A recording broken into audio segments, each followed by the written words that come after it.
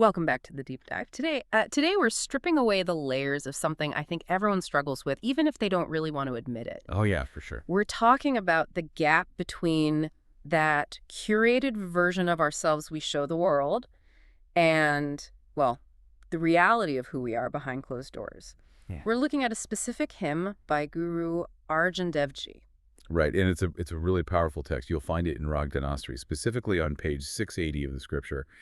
And honestly, it reads almost like a psychological profile of performative spirituality. Performative spirituality. That is a great way to put it, because the text doesn't just say, don't lie. It describes the intense effort people put into the deception. Exactly. The text uses the phrase jatan, karai, which implies this real struggle or intense effort to deceive humanity. Wow. But the immediate counterpoint is the tarajaamee. Which translates to the inner knower, right? Right. Yeah, exactly. The searcher of hearts. It sets up this wild irony where you have someone working incredibly hard to fool an audience, but they're totally ignoring the only audience member that actually matters. The one sitting right inside them. Yes. There's this one specific image that really jumped out at me from the sources. It talks about people wearing religious robes, essentially dressing up as if they've reached Nirvana. It's super striking. Nirvana refers to that state of complete stillness or liberation.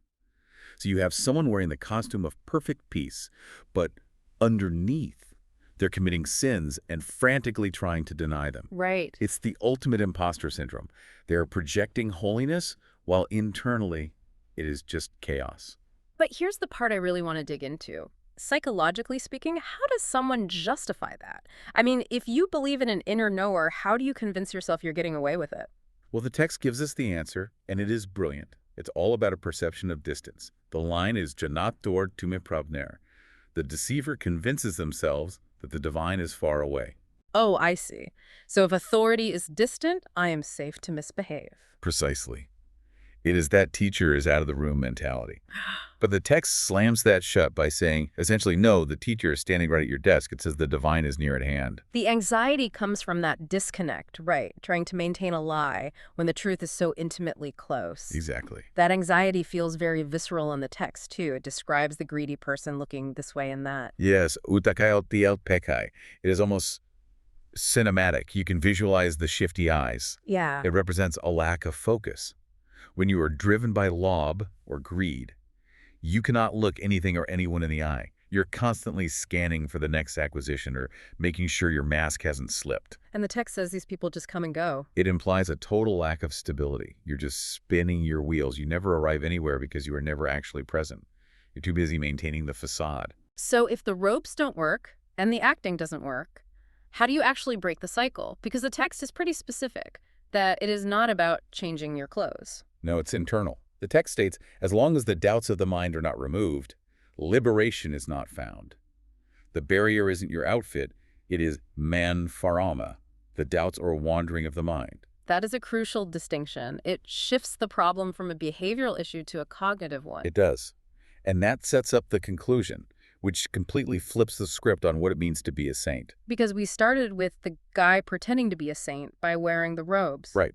But Guru Arjan Dev Ji ends by redefining the term entirely. It is not about who acts the holiest, is it? Not at all. The text says he alone is a saint to whom the Lord and Master is merciful. It is about mercy. It shifts the agency completely. The imposter thinks, I can earn this status by acting right. The true devotee realizes, I can only receive this status through grace. So it goes from active deception to passive reception. Exactly. You stop trying to manipulate the inner knower and just let the inner knower be merciful to you. That is a massive shift. You go from exhausting yourself with a disguise to just dropping the act. And that is where the peace is. The Antarjami knows anyway, so you might as well relax and be honest. What a powerful reminder to stop performing and start being. That wraps up our deep dive into these verses from Dhanaasaree. It has been a pleasure. We will leave you with this to chew on. If the inner knower is already closer to you than you are to yourself, what disguise are you still wearing right now that is completely unnecessary? Thanks for listening.